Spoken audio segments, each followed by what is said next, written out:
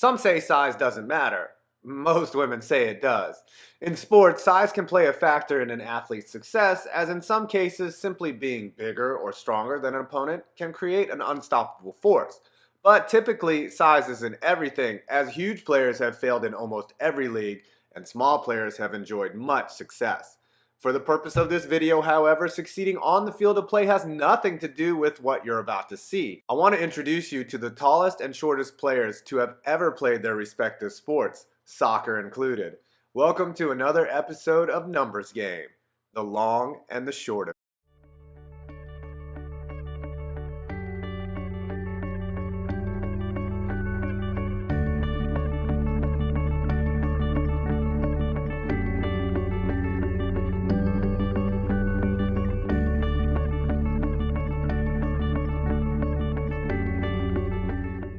We're going to start in basketball, where size clearly matters, and I'm talking more about bulk versus height. Shaquille O'Neal shoved people around in the post like an offensive lineman, and Sean Bradley got tossed around down there like a Kardashian. You don't have to be tall to be effective, as Charles Barkley was only 6 foot 6 inches. But who was the tallest player ever to get down on the low block in the NBA? It's actually a tie between two guys, both at 7 feet 7 inches. George Mirzan and, of course, Manute Bol. First of all, you have to love George Mirzan. This dude is a clown, always playing jokes, not afraid of who he is. He even starred in a full-length feature film with Billy Crystal called My Giant. Do you want to smell like me? That's why he was average, putting up 9.8 points and 6.4 rebounds a game over 6 seasons, eventually retiring due to injury. And now he makes commercials like this. I love this guy. Then you have Manute Bol, the Sudanese-born string bean who played much longer in the NBA, 13 seasons. This dude was 7 feet 7 and weighed 210 pounds. I mean, you can find plenty of people in this world that weigh more than 2 bills, but to be 7 feet 7 inches tall, I mean, well, you see the pictures. The most interesting thing about Bol was in 1988-1989, playing for the Warriors, he hit 20 out of 91 threes and hit a career 43 threes in his lifetime. That sweet, sweet stroke from downtown Manute. Now, the shortest player ever was a Monstar named Tyrone Muggsy Bogues, who stood an astonishingly small 5 foot 3 inches and was actually Manute Bol's teammate at one time, creating an on-court dichotomy that was asking for the universe to explode like dividing by zero. Muggsy used tight ball handling skills, speed, and efficient passing to grind out a long 15-year career with the Hornets, Bullets, Warriors, and finally the Raptors in 2001. The most amazing statistic I could find, he had 39 career blocks. I mean, getting swatted is one thing, but to get blocked by a guy who is 5 foot 3, ouch. Okay, let's look at soccer, because all I hear when I do these videos is about how I leave soccer out. Now, I don't have much of a standard to go off here, as there are many professional leagues and you can't tell me one is better than the other. So my standard for this exercise is, if you ever played soccer in a professional league for money, you qualify. For the tallest, we have Belgian goaltender Christophe van Hout, who stands an astonishing 6 foot 10 inches high. He's played mostly in the Belgian league, and his height makes it so he doesn't even have to jump to cover the crossbar. It's amazing how outside of the NBA, there isn't much need for outright height in sports, as just being tall in football doesn't necessarily mean you're a great keeper. For the shortest, there are many professional players below 5'7". In fact, we all know one of the greats of the game is diminutive forward Leo Messi. But the shortest professional ever is 5 foot tall Brazilian Elton Gomez, who played for the Saudi club Al Fatah and is currently on Al Qadisiyah. Did I say that right? Al Qadisiyah. Hey. Of course, this little guy was a fan favorite. He had amazing dribble skills, and let's face it, he looks like a toddler out there among men, and it's really cute and stuff. The NFL. How tall do you have to be taller than Edward Too Tall Jones? You have to be 7 feet tall, which is what Richard Sly was. Sly, the gargantuan defensive tackle from Newberry, North Carolina, played in one season for the Oakland Raiders in 1967 and was, well, tall. The shortest player ever is a man by the name of Jack Shapiro, who was 5 foot 1 inches tall, but that was 80 years ago for a defunct franchise. For the modern era, it's Trendon Holiday, who stands a stout 5'5" and will run past you like a guest on Maury Povich, who just got told he was the father. Mike, you are the father.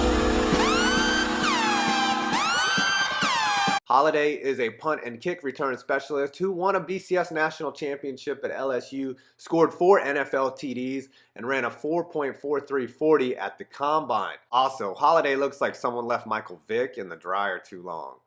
I mean, you see it, right? Now, as a league, the NHL probably allows the most room for players to be of smaller size and still be very effective in the sport. Like soccer, the ball/puck is usually on the ground, so height isn't as important as speed, skill, and technique. That doesn't mean you can't be tall and good, as the tallest player ever in the history of the NHL is Slovakian/alien Zdeno Chara, who stands an amazing 6'9" tall. Plus, if you add skates, that probably pushes him up over 7 feet, so basically this guy is a giant mobile tree on the ice.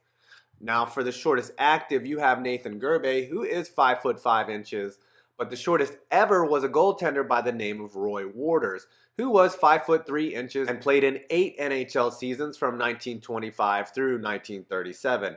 And he wasn't a slouch either, as the 135-pound netminder won the Hart Trophy in 1928 for the Pittsburgh Pirates, the first goalie to ever do so, and he won the Vezina in 1931. Good job, little buddy, you stopped all the goals!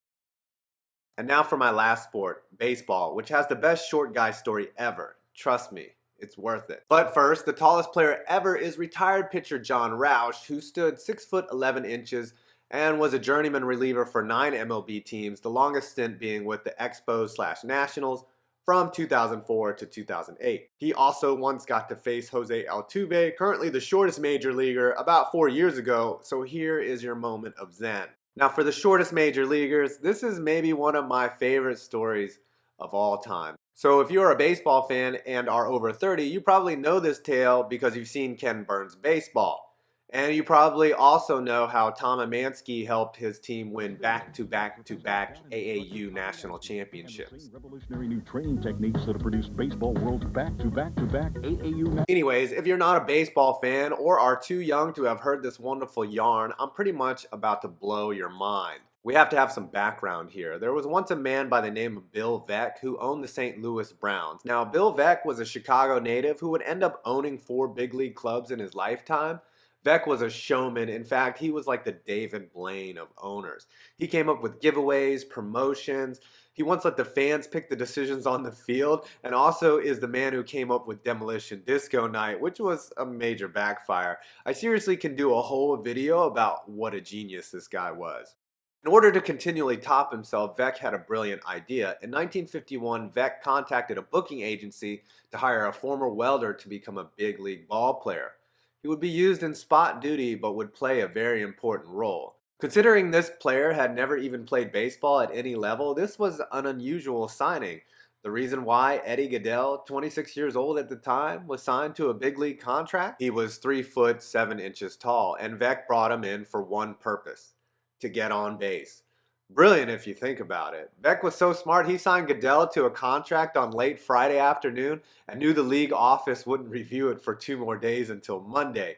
He found a uniform from a bat boy, one of the player's kids, and put the number 1/8 on the back and waited all weekend for his moment to arrive.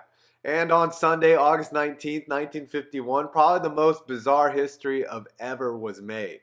In the second half of a doubleheader in the bottom of the first inning, Browns manager Jim Taylor chose to have Gaedel pinch hit for the leadoff batter, Frank Saucier. Immediately, the opposing manager went ape nuts asking WTF was this, but Veeck had given a copy of Gaedel's contract and their active roster to Taylor. With nothing to dispute, Gaedel came up to the plate. Veeck had told Gaedel he was going to literally kill him if he swung the bat. In fact, he told Gaedel that he took a life insurance policy out on him, and if he swung, he'd be waiting on the roof of the stadium with a rifle. Veeck might have been a showman, but he won't stupid. Of course, Gaedel walked him 4 pitches, with pitcher Bob Kane having difficulty composing himself, as any normal human being would be asking, why are they currently pitching to a midget in a big league ball game? Goodell trotted to first base in probably the cutest take your base trot in the history of the game. Immediately, the league shut this down, saying Veeck had made a mockery of the game. Veeck, the ultimate troll, said they ought to question the validity of Phil Rizzuto's height. Bill Veeck, man, he would be an internet legend today. He kept it Brockmire. What's even more amazing is what happened to Goodell 10 years later. Apparently, Goodell was a heavy drinker and kind of a jerk. On June 18, 1961, Goodell was in a bowling alley in Chicago, his hometown. Allegedly, a stiff argument broke out because some people in the bar did not believe that Goodell had been a Major League Baseball player. And I mean, I get it. Before the internet, people had to take your word for it. And apparently, Goodell's word wasn't shit as the argument escalated and got ugly. Goodell was followed home and beaten to death. What a bizarre ending to a bizarre tale. I mean, what piece of shit beats up a midget? Why would you fight a midget? That's a lose-lose situation right there. Lose to a midget, you lost to a midget. Beat up a midget, you beat up a midget. If you don't do anything today, don't fight a midget. Please keep that stat to 0. I'm 5 Points Vids, and this was Numbers Game.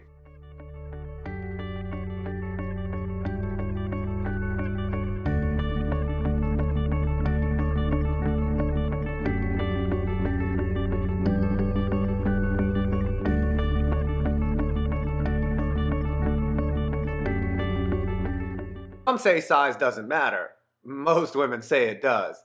In sports, size can play a factor in an athlete's success, as in some cases, simply being bigger or stronger than an opponent can create an unstoppable force. But typically, size isn't everything, as huge players have failed in almost every league, and small players have enjoyed much success. For the purpose of this video, however, succeeding on the field of play has nothing to do with what you're about to see. I want to introduce you to the tallest and shortest players to have ever played their respective sports, soccer included. Welcome to another episode of Numbers Game, the long and the short of it.